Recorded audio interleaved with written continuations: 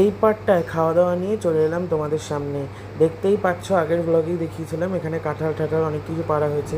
গ্রামের বাড়িতে আসা হয়েছে মানে নানা ধরনের জিনিস কেনা, কেনা না, নানা ধরনের জিনিস এখান থেকে নিয়ে যাওয়া। এখানে শাক দিয়ে চিংড়ি মাছ দিয়ে সুন্দর করে ভাত খেলাম, তারপরে খেলাম শুক্তো দিয়ে ভাত। খুবই টেস্টি ছিল শুক্তোটা, মাছের মাথা দিয়ে জাস্ট লেবুটা চিপে আলুর চিপস দিয়ে ভাতটা খেলাম। উফ!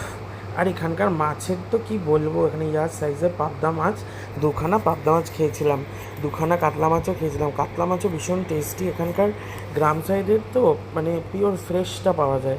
এখানে তেলালা পিসও নিয়ে নিয়েছি, মানে ভীষণই টেস্টি সুস্বাদু খাবার ছিল। তারপরে চাটনি পাঁপড় আমি খাই না, বাবার পাত থেকে দেখিয়ে দিলাম তোমাদের সবাইকে।